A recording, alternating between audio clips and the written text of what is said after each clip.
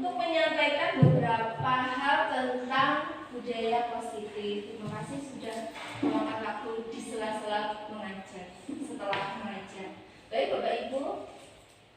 Nah, di sini adalah budaya positif dari kami diberikan guru penggerak atau ujung ya. Kemudian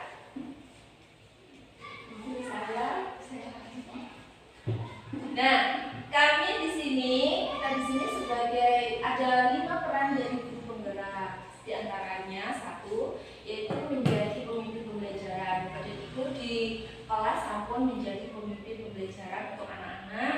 Terus kemudian harinya nanti diharapkan Bapak dan Ibu bisa menyampaikan kepada Bapak dan Ibu guru lain. Jadi misalnya punya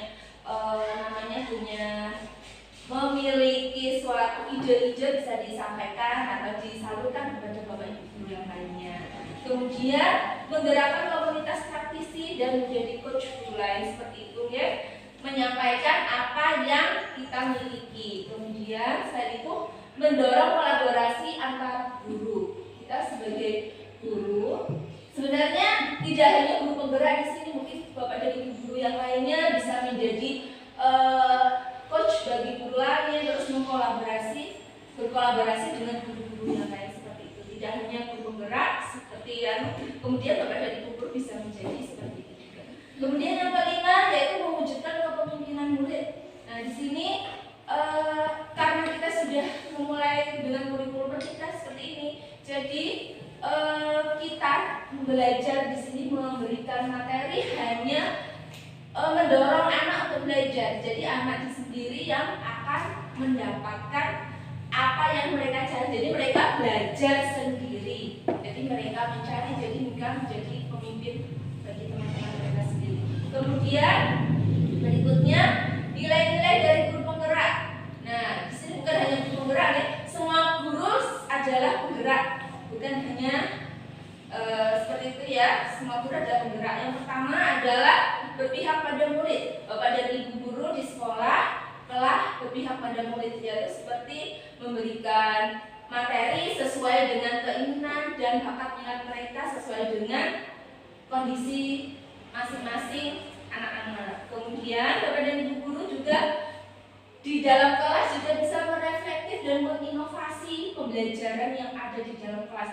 Jadi nilai-nilai guru seperti itu reflektif dan inovatif. Jadi kita menginovasi pembelajaran yang ada di kelas, jadi tidak hanya monoton. Kemudian berkolaborasi dengan guru, mungkin juga berkolaborasi dengan teman kita sejawat, terus berkolaborasi juga dengan murid, berkolaborasi untuk menentukan harus belajar hari ini kegiatannya apa seperti itu. Kemudian juga berkolaborasi dengan wali murid juga. Kolaborasinya kita bisa meminta bantuan kepada wali murid untuk misalnya mengawasi murid anak-anak di rumah seperti itu. Kemudian mandiri, kita sebagai seorang guru penggerak, seorang guru kita juga harus mandiri dalam segala hal. Misalkan seorang guru itu harus mempunyai inisiatif untuk misalkan kita ikut pelatihan dan lain-lain, kita hadir dalam diri kita sendiri, ingin sendiri, jadi tidak ada paksaan dari orang lain. Nah seperti itu apa yang termasuk dengan juga budaya positif. Selain budaya positif untuk murid, juga budaya positif untuk kita. Nah, di sini dalam budaya positif ada beberapa materi di dalamnya seperti itu. Ada 6 poin. Nah, kita akan membahas ini pelan-pelan. Yang pertama adalah disiplin positif. Sama seperti tadi, kita sebagai guru juga telah memiliki disiplin positif. Kita menerapkannya kepada anak-anak. Misalnya di sini, apa maknanya disiplin di sini? Nah, disiplin artinya belajar. Nah, disiplin di sini artinya belajar dalam segala hal. Nah, belajar untuk melatih anak, terus belajar untuk bagaimana mengarahkan anak-anak itu untuk mencapai apa yang dicita-citakan. Monggo Bu, silakan. Selamat datang Bu, terima kasih sudah meluangkan waktunya. Kemudian yang kedua, disiplin diri membuat orang menggali potensinya. Nah, menuju sebab tujuannya apa yang dihargai. Kenapa seperti itu? Kita sebagai seorang guru telah memiliki disiplin diri, yaitu kita terus menggali potensi kita untuk terus belajar seperti ini. Nah, apa yang kita hargai, jadi kita terus belajar seperti itu. Kemudian dalam budaya kita, disiplin telah berubah menjadi sesuatu yang dilakukan seseorang pada orang lain untuk mendapatkan kepatuhan, kecenderungan umum, dan menghubungkan kata disiplin dengan ketidaknyamanan. Selama ini kita kata-kata disiplin itu mesti kok nggak nyaman, mesti gitu. Nah, di sini bukan sekarang kita berubah ya. Di sini disiplin bukan untuk tidak nyaman, yang kaku, yang kolot, tidak.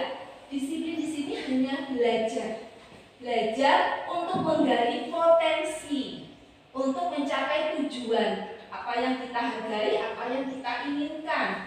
Ya, mencapai suatu tujuan mulia. Nah, seperti itu ya. Ketidaknyamanan ini kita hapus menjadi suatu pencapaian atau suatu tujuan yang mulia. Seperti itu, disiplin kita hapus sebagai hal yang kolot. Kemudian berikutnya, Bapak dan Ibu, di sini ada nilai-nilai yang nilai-nilai baik. Nah, dalam sifat-sifat positif manusia. Ya, kita sebagai seorang manusia, kita memiliki tujuan yang positif. Semuanya pasti memiliki hal yang positif. Seperti kita memiliki cita-cita ingin misalnya untuk mencapai anak-anak kita itu seperti ini. Nilai kebajikan yang kita mewujudkan anak-anak kita menjadi dengan profil pelajar Pancasila seperti kurikulum merdeka itu ya. Di antaranya itu mewujudkan, kita memiliki cita-cita positif, yaitu mewujudkan anak-anak yaitu dengan sesuai dengan profil pelajar Pancasila, beriman dan bertakwa kepada Tuhan Yang Maha Esa dan berakhlak mulia, kemudian mandiri, bernalar kritis, berkebinekaan global, bergotong royong dan kreatif. Ini sudah tujuan kita mulia ini sudah sama seperti positif ya. Kita juga sebagai guru itu bisa seperti itu. Terus kemudian kita juga harus mengaitkan dengan nilai-nilai kebajikan yang kita yakini. Nah, kita misalnya kebajikan kita yaitu ingin mewujudkan anak-anak ini sesuai dengan profil pelajar Pancasila. Nah, kita harus mengaitkan nilai kebajikan ini dengan motivasi intrinsiknya. Nah, kita ingin anak itu jiwa kita yang terbentuk itu motivasinya dari dalam atau dari luar, oke? Jadi kita sesuai dengan apa yang dikatakan Diana dosen seperti ini. Nah, di sini ya. Jadi kita harus mewujudkan ini. Kita lihat motivasi kita, ataukah motivasi kita itu sesuai dengan positif kita, sesuai dengan kita sendiri atau dari luar. Nah, seperti itu. Kemudian berikutnya adalah, di sini adalah disiplin positif dari manusia. Nah, di antaranya tadi ya, contohnya kita ingin mewujudkan anak-anak didik kita itu sesuai dengan profil pelajar Pancasila itu. Nah, dalam motivasi intrinsik kita ada muncul di sini, yaitu ada menghargai diri sendiri atau memotivasi perilaku manusia, motivasi kita sendiri ya, menghindari ketidaknyamanan, terus mendapatkan imbalan atau penghargaan. Ini contohnya yang tadi ya, kita ambil contohnya yang tadi.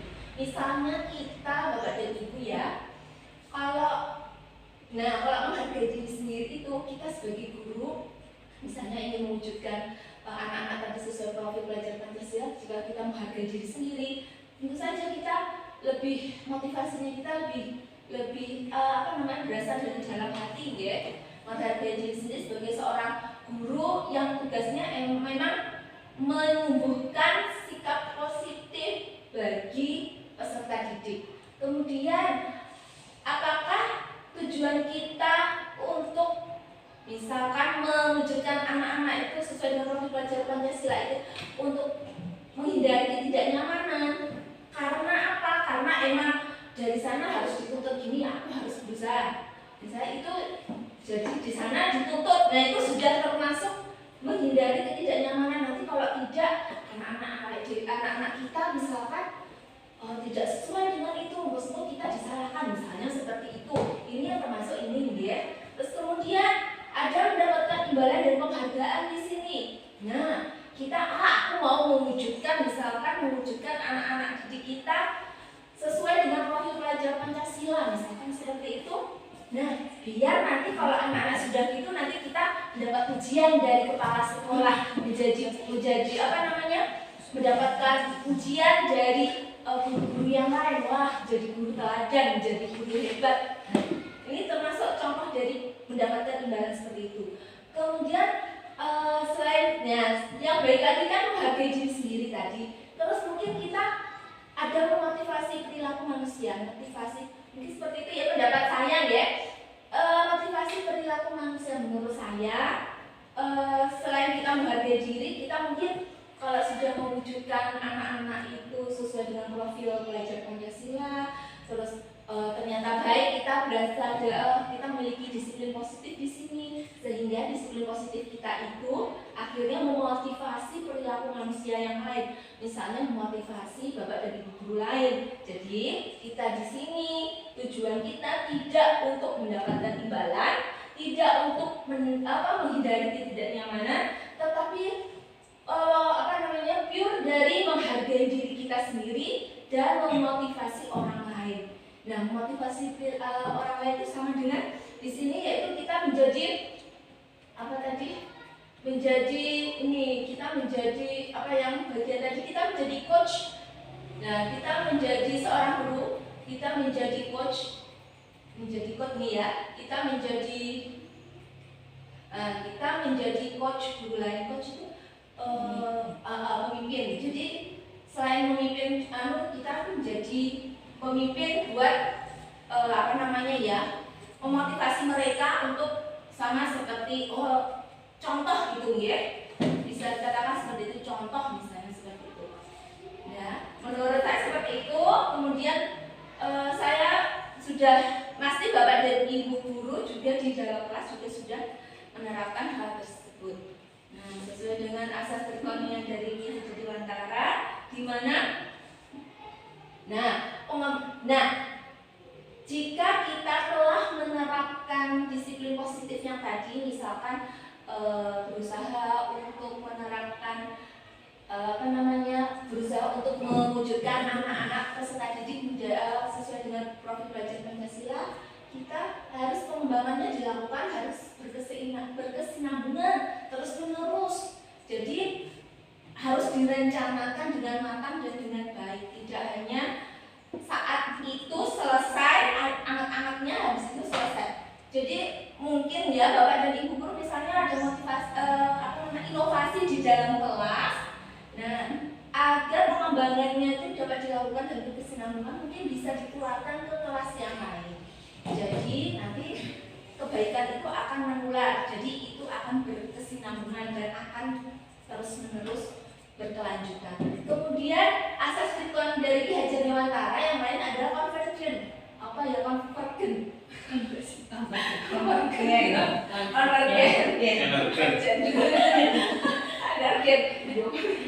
Ya mungkin di situ adalah pengembangannya yang dilakukan dapat mengambil dari berbagai sumber dari buat. Itu saya gabungkan dari contoh yang lain. Misalnya contoh-contoh yang lain tidak apa-apa, tapi saya mengaitkan dengan contoh yang dari depan tadi. Misalkan kalau bapak dan ibu misalnya ingin berinovasi, ingin bagaimana caranya anak itu dapat sesuai dengan profil Pancasila, itu mungkin tidak hanya dari kita sendiri, kita dapat melihat mencontoh. Kita juga boleh kok mencontoh dari sumber lain, bisa dari platform pendidikan Pancasila itu juga bisa banyak ya, waktu itu Nah, dari berbagai sumber dan mungkin ada guru kelas yang lain telah melakukan suatu inovasi yang lain dan Bapak dan Ibu guru bisa belajar juga dari Bapak dan Ibu guru di kelas yang lain seperti itu. Kemudian juga asas yang ketiga adalah polisentris. Pengembangan pendidikan yang dilakukan harus berdasarkan kepribadian kita sendiri. Nah, kepribadian kita ya harus sesuai dengan pribadi kita sebagai seorang pendidik atau seorang guru. Seorang guru itu sesuai dengan Ki Hajar Dewantara kemarin adalah asasnya Ki Hajar Dewantara Bapak dan Ibu? Ing arsa sengkolodo ing madya mangkasa betuli handayani. Itu kita buat sebagai kepribadian kita itu saja. Ya, dimana kita kalau ada di depan kita memberikan contoh, kita ambil singkatannya saja. Kalau kita berada di tengah, kita memberikan motivasi dan motivasi. Dan jika kita berada di belakang, kita memberikan dorongan. Memberikan dorongan itu maksudnya memberikan dukungan sepenuhnya kepada Bapak dan Ibu guru yang lain yang mungkin belajar menginovasi pembelajarannya. Kemudian kita bisa mendorong murid-murid kita untuk bisa belajar dengan baik sesuai dengan tadi profil belajar Pancasilanya. Kemudian Bapak dan Ibu lanjut. Oh ya, itu tadi ada video sedikit. Di sini ada tentang apa ya? Oh, nggak usah. Lanjut ya. Nah, seperti itu. Nanti untuk videonya nanti kita putar terakhir di Bapak dan Ibu. Kemudian berikutnya adalah mungkin nanti setelah saya menyampaikan hal ini, mungkin nanti Bapak dan Ibu guru mau memberikan, setelah ini kan mungkin ada refleksi, di Bapak dan Ibu bisa memberikan tanggapan atau Bapak dan Ibu mau menurut saya apa seperti ini gitu ya, menurut Bapak dan Ibu saja. Sembarang gitu ya. Nah, seperti ini. Nilai-nilai kebajikan menekankan pada keyakinan seseorang akan lebih memotivasi seseorang dari dalam.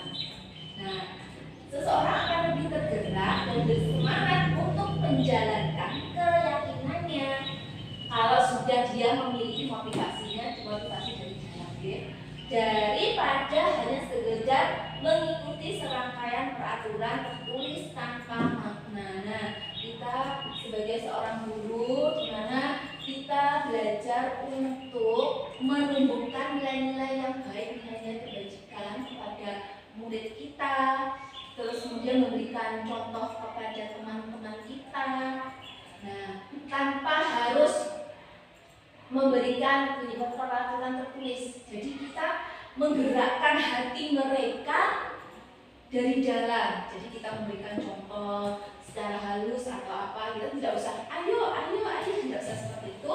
Nanti mereka, Bapak dan Ibu akan tergerak sendiri untuk, dia memiliki nilai kebetulan sendiri. Mereka akan bersemangat untuk menjalankan keyakinannya seperti itu, Bapak dan Ibu.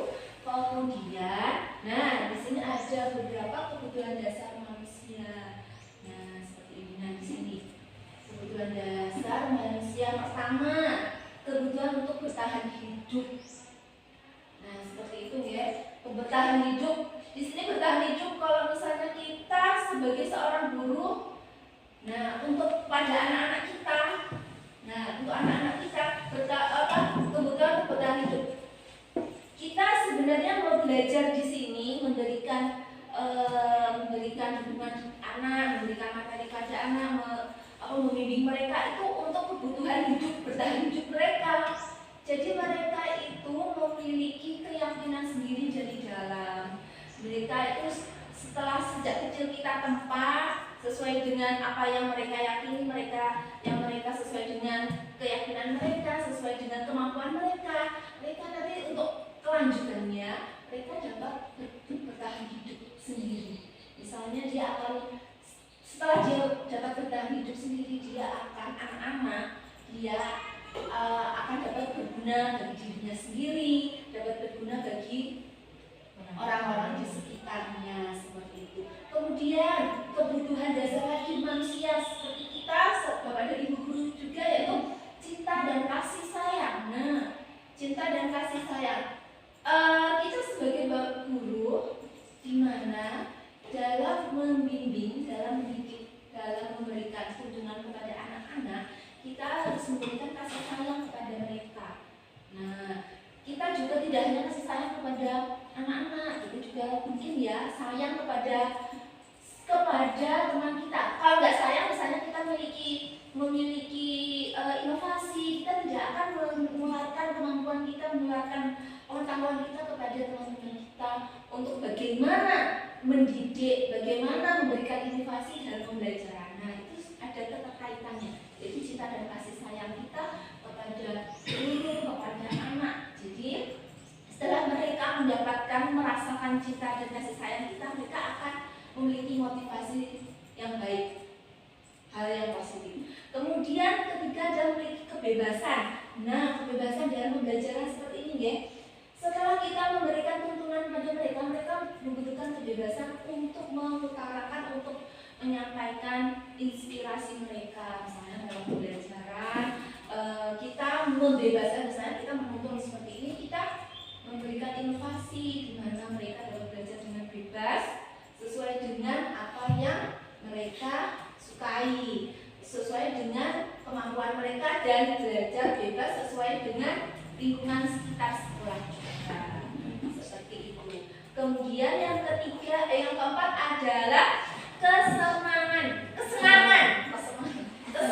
atau fun. Nah, dalam belajar itu harus fun ya Bapak Ibu ya. Di sini bebas, terus senang. Nah, senang nanti akan menunjukkan cita-cita. Senang dalam belajar, di mana kita harus membutuhkan inovasi dalam memberikan pembelajaran bagi anak ini. Mereka akan merasa senang di sini. Kemudian setelah mereka merasa senang, merasa bebas, merasa dicintai dan kasih sayang, kemudian dia akan memberikan kekuasaan atau power. Mereka memiliki kekuatan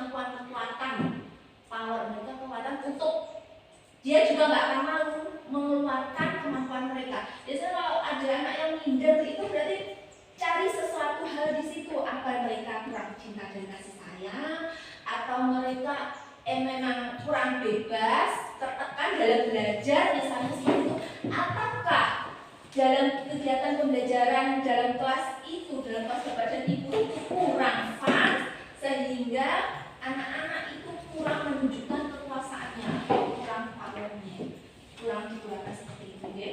Nah, kemudian di sini kalau misalnya kita menemukan hal-hal seperti itu, kita akan menerapkan 5 posisi kontrol di sini. Nah, ada posisi kontrol guru.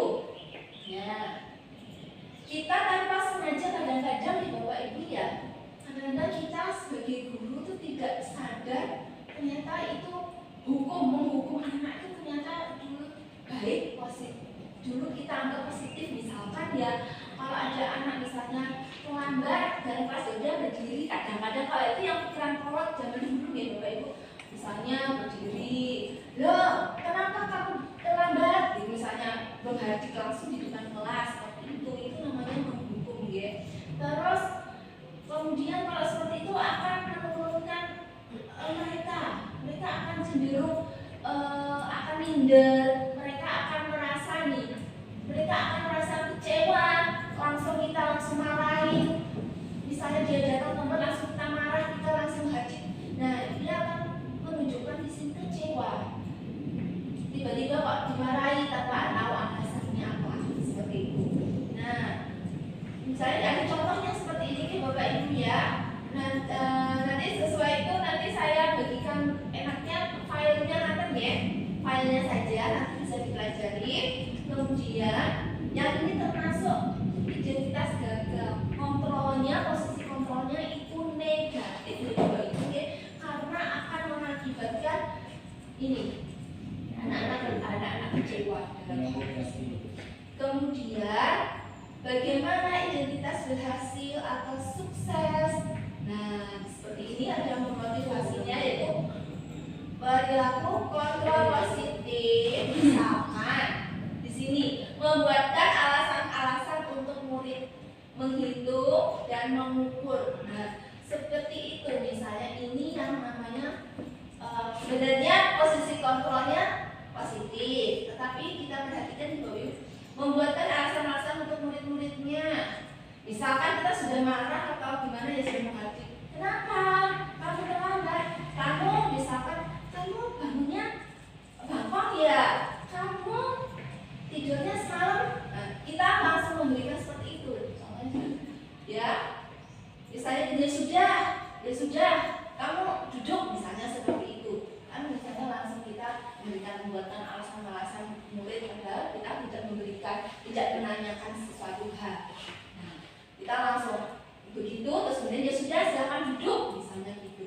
Ya, di sini ada posisi kontrolnya ada 5 ya. Ada menghukum, membuat orang merasa bersalah sebagai teman dan memantau. Pemantau sebenarnya tetap ya posisi kontrol positif juga. Nah, seperti ini. Tetapi apa peraturan misalnya kalau kita ada murid datang selain kamu kalau tadi ya ini negatif sebenarnya termasuk sebagai teman itu ya sudah duduk saja gitu itu juga termasuk positif. Nah terus kemudian yang berikutnya apa peraturannya kamu kalau terlambat sekolah itu peraturannya kamu ingat gak masuk sekolah jam berapa misalnya seperti itu sebagai pemantau seperti ini. Nah kemudian di sini ada kemudian guru mengajukan pertanyaan-pertanyaan di sini sebagai manajer. Nah, di sini guru berbuat sebagai manajer. Di sini kontrolnya sebagai kontrol diri sebagai manajer. Di sini. Kenapa Bapak Ibu guru ini kok di garis-garis di sini? Nah, walaupun ya teman pemantau sebagai guru sebagai penghukum pembuat orang merasa bersatu ini jelas gagal negatif ini Bapak dan Ibu. Kemudian di sini posisi guru sebagai teman apa pemantau ini sebenarnya kan positif sebenarnya. Tetapi ini kurang di misalkan kurang di apa namanya ya? Kurang dianjurkan. Sebenarnya positif tapi kurang dianjurkan. Karena ini akan memotivasi mereka anak-anak yang terlambat itu di luarnya saja. Kenapa nanti besoknya lagi mereka terlambat? Misalkan hukum misalnya gitu. Iya, misalnya nanti kalau terlambat paling nggak dimarahin, paling suruh jujur. Ada paling nanti ditanyai sama Bu Hasna, misalnya ditanyai, apa kamu misalnya lihat TV? Iya. Nah itu namanya motivasi eksternal. Gara-gara aku sama temennya. Nah kalau dengan menggunakan sebagai kita guru sebagai manajer di sini sebagai motivasi kan di sini kita bisa bertanya. Jadi kita bisa menanyakan hal-hal kenapa kamu terlambat, tetapi tidak dengan hal-hal yang kasar. Dan di sini nanti akan lanjut bagaimana posisi kita sebagai manajer di sini, apa yang harus kita lakukan, mengajukan pertanyaan-pertanyaan yang tidak menekan anak dan tidak membuat anak merasa kecewa dan tidak menyindir anak. Nah seperti itu nanti ada di sini. Nah di sini Bapak Ibu yang tadi di mana posisi kontrol kita sebagai manajer, kita akan lanjutkan di sini bagaimana caranya kita sebagai manajer di sini sebagai segi kita menggunakan segitiga restitusi. Jadi anak-anak seperti itu. Nah apa toh segitiga restitusi? Restitusi itu fokusnya pada solusi atau pemecahan masalah yang bisa dilakukan, bukan pada masalahnya. Sebuah cara menanamkan disiplin positif pada murid. Restitusi itu mengajak murid untuk mengidentifikasi kembali tindakannya sehingga dia bisa menganalisis, melihat, mencari, dan memikirkan langkah yang tepat dalam memecahkan masalahnya. Hal ini disampaikan oleh sebenarnya teori yang disampaikan oleh Diana Gosen ya, ya seperti itu. Nah, posisi kita sebagai manajer seperti ini, restitusi. Nah, restitusi itu sebagai salah satu cara menanamkan disiplin positif pada murid. Nah,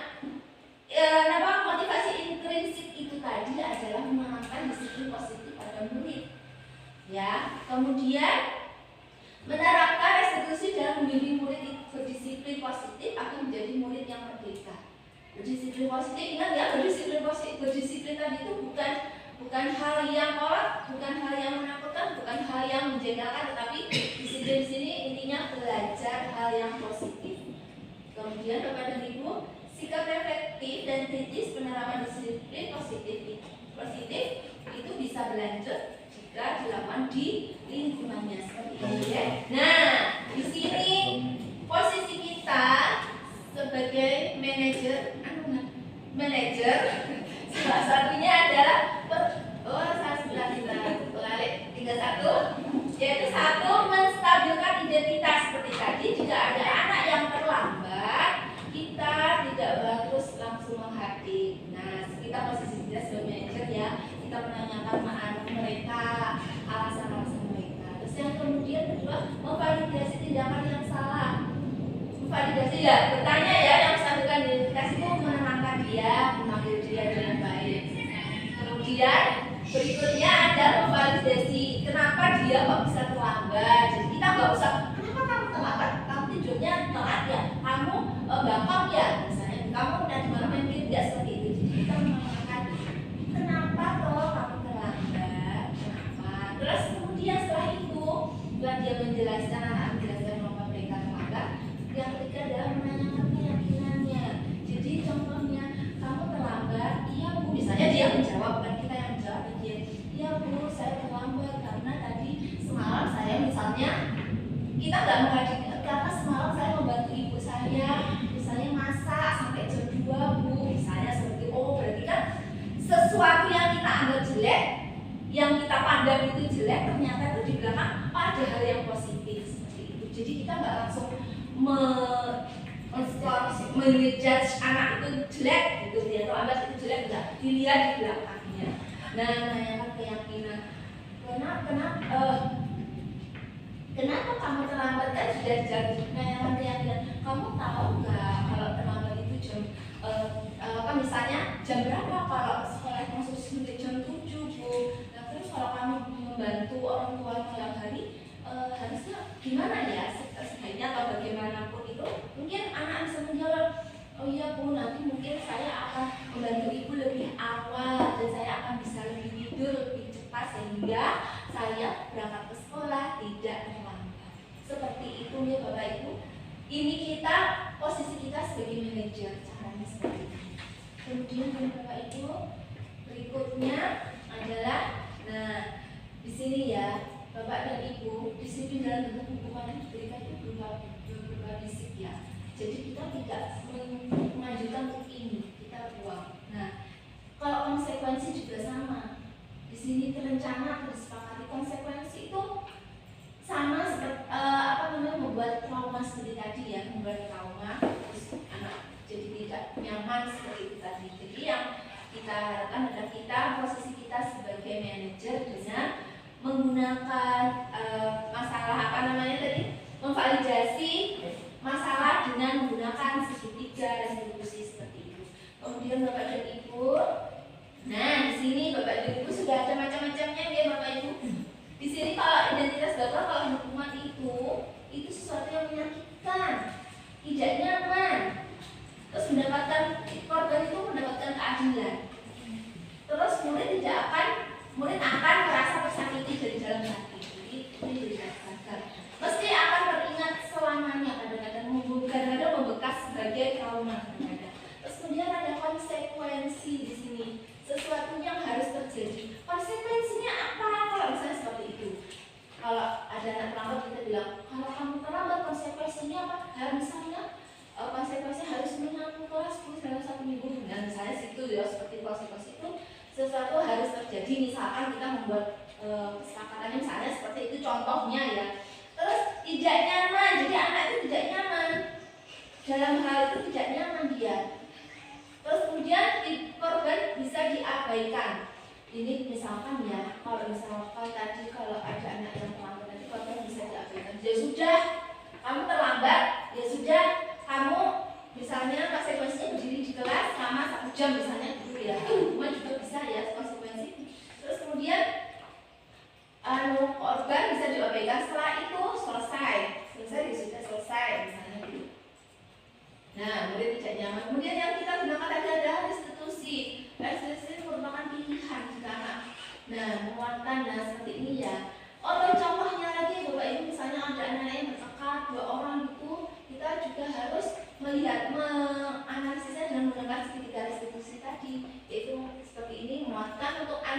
panjang, korban mendapatkan ganti. Kalau anak bertengkar, korban mendapatkan gantinya juga. Terus kemudian anak mendapatkan penguatan dari apa yang jelas semuanya. Berikut ini adalah beberapa tindakan. Satu saja Bapak dan Ibu, contoh Bapak Ibu. Satu saja. Mencatat 100 kali di dalam buku kalimat. Saya tidak akan terlambat lagi karena terlambat ke sekolah. Mencatat 100 kali karena saya terlambat sekolah. Itu merupakan hukuman atau konsekuensi Bapak dan Ibu? Hukuman ya, seperti itu ya. Dan yang terakhir, membersihkan tumpahan air di meja tulis karena tersenggol pada saat belajar. Itu termasuk hukuman atau konsekuensi? Konsekuensi. Oke, berarti Bapak dan Ibu guru alhamdulillah. Terima kasih. Ternyata Bapak dan Ibu guru selama ini selama saya ngobrol di sini, alhamdulillah sudah mendapatkan semoga saja bisa bermanfaat bagi Bapak dan Ibu guru semuanya, dan kita bisa menjadi Bapak dan Ibu guru yang menjadi panutan untuk semuanya, bagi murid kita dan bagi semuanya guru-guru teman sejawat kita. Sekian dari saya, terima kasih atas waktunya. Wassalamualaikum warahmatullahi wabarakatuh. Waalaikumsalam warahmatullahi wabarakatuh.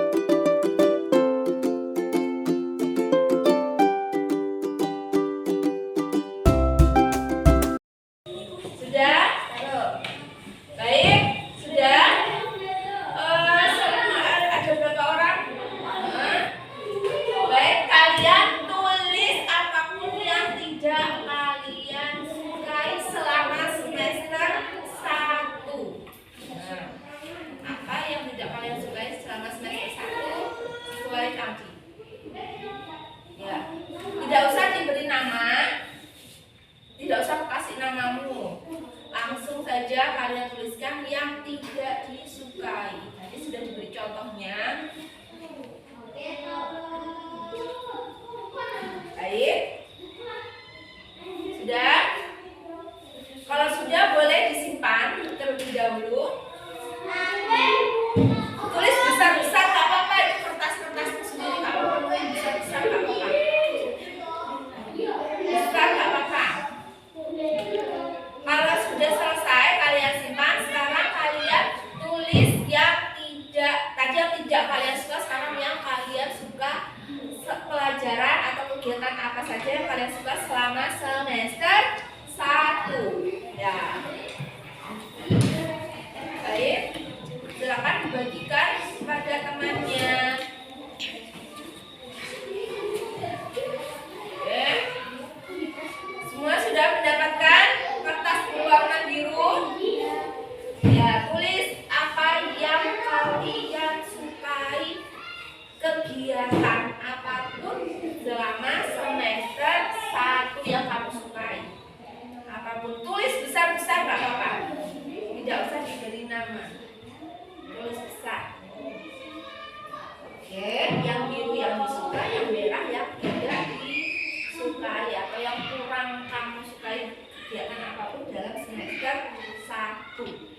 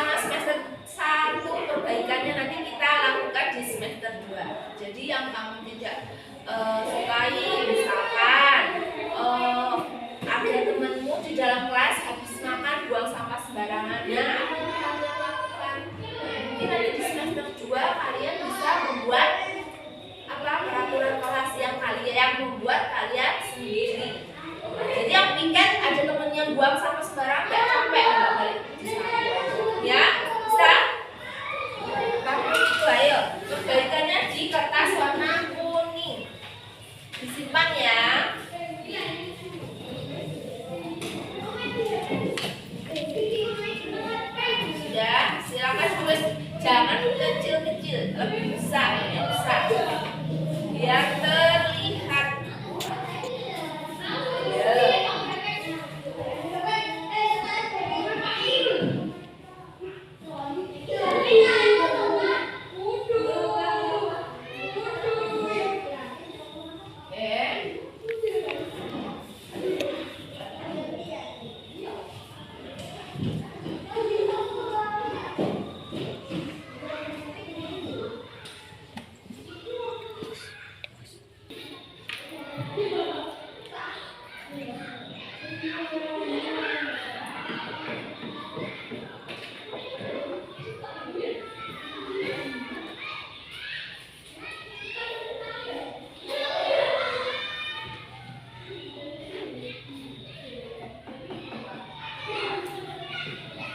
Ya.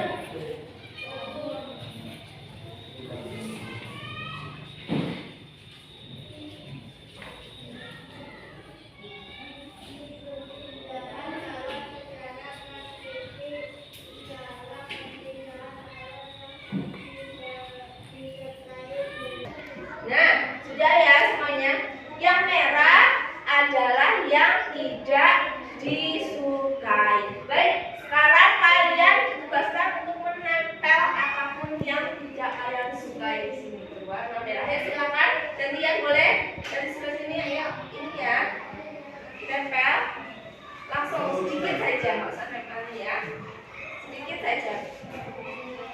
Sedikit yang selesai, nanti sudah nempel. Oke, ya. Yuk, lanjutnya ke belakang terus. Lanjut berdiri. Cepat. Nah. Kurang yang banyak tadi. Nah, yuk. Yuk. Silakan ditempel yang berwarna merah di bagian yang tidak disuka. Yuk, berikutnya.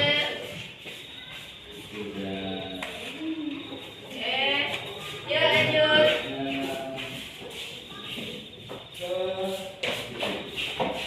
Yuk, yang sebelah sana boleh ikutin, ayo. Silakan. Boleh.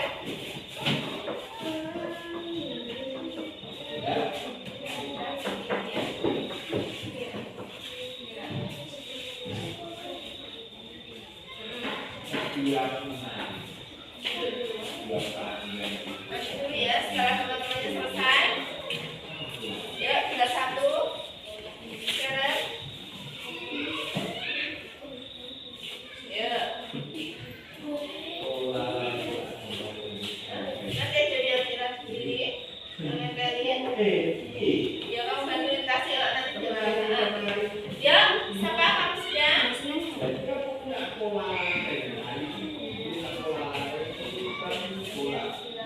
Satu, dua, tiga, mana ya? Ya. Sekarang adalah yang berwarna kuning adalah yang kalian sukai ke semua kegiatan yang ada di semester 1. Yuk, silakan boleh ditempel seperti tadi yang tadi. Boleh, silakan.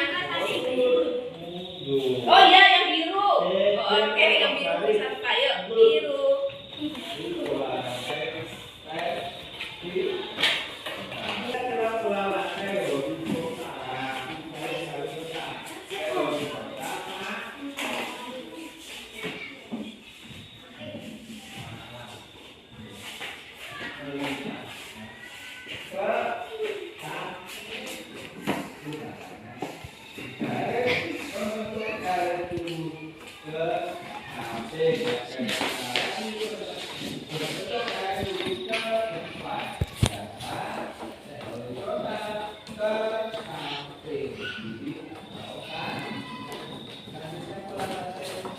Ya, terus selanjutnya.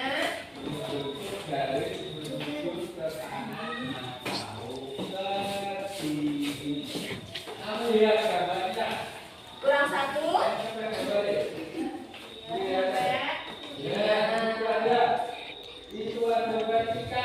Baik. Sebelum kita lanjutkan,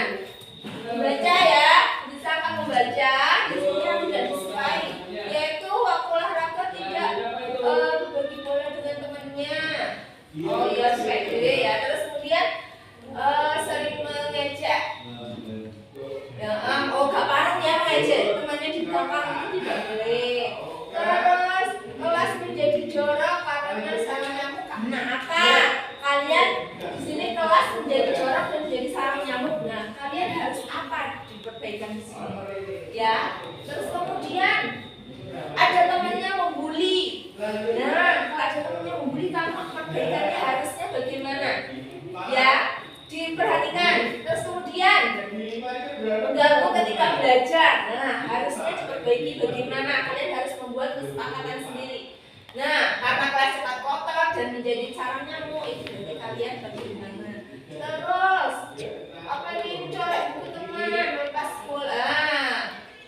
Nggak boleh. Dari kalian harus bagaimana? Perbaikan seperti ini. Ada teman yang suka bully, ada yang merasani temannya di belakang, terus kemudian ada juga yang suka mengganggu temannya saat belajar, terus kemudian menang sendiri. Jenengnya tidak berbagi, itu namanya menang sendiri. Apa yang harus diperbaiki di semester ini? Terus kelasnya pasti menjadi kotor, jelek. Nah, harus bagaimana di semester 2 ini supaya kalian belajarnya lebih apa? Lebih tenang. Tenang kenapa? Karena nggak ada yang mengganggu. Terus kalian juga lebih happy, senang. Tenang kan, tidak ada yang mengganggu, senang karena tidak ada omong-omongan, tidak ada teman-teman yang menyukai, tidak ada yang jarak, tidak ada yang membuli. Harus bagaimana di semester 2 diperbaiki di situ. Terus kalau tangan kotor, nah ada sampah berserakan seperti itu, harus bagaimana? Yuk diperbaiki di sini. Coba ditulis lagi, dilihat di kertasmu yang berwarna kuning bagaimana. Nah, boleh diperbaiki, boleh diganti. Silakan. Ya. Boleh diperbaiki. Terus nanti kalian bisa, kalau sudah sesuai, nanti kalian bisa menempelnya. Kalau sudah, boleh ditempelkan.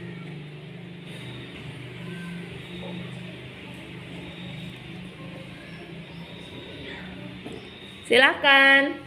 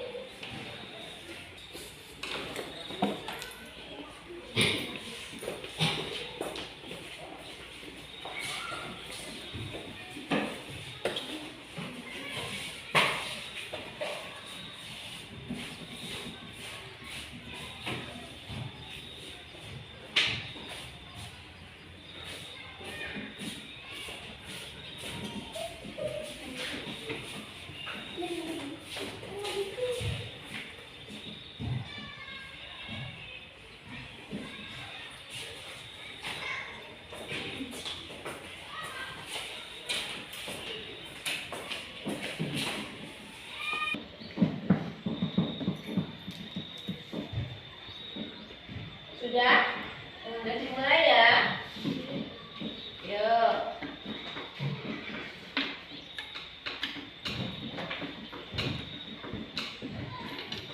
Oke, nah seperti ini. Oke, semua kalian sudah menuliskan yang tidak disuka dan menuliskan apa yang kalian sukai. Kemudian kalian sudah memperbaiki di sini. Dari yang tidak disukai diantaranya ya, perbaikannya kalian harus membuat peraturan kelas. Nah, supaya waktu piket yang membuat peraturan kelas yang waktunya piket hari ini harus datang lebih pagi atau lebih cepat. Jadi temannya datang guduk-guduk, kelasnya sudah bersih. Ya, bisa, boleh. Terus kemudian, nah, membuat peraturan kelas agar saling menghormati. Iya, di sini ada yang membuli, ada yang suka mengganggu. Nah, kalau mengganggu temannya itu berarti tidak menghargai teman. Terus suka membuli itu ngolok-ngolok itu juga tidak menghormati teman. Itu boleh nanti dibuat. Terus lagi, ya apa ini? Nah, kemudian, nah seperti ini. Untuk tidak, nah ya, jadi tidak mengulanginya lagi. Misalnya temanmu melakukan hal yang tidak baik, mungkin kalian tidak bisa membujuk temannya, bisa melakukan kepada kepada Bapak Ibu guru dan memintanya untuk tidak mengulangi perbuatannya yang lagi. Baik, seperti itu loh ya.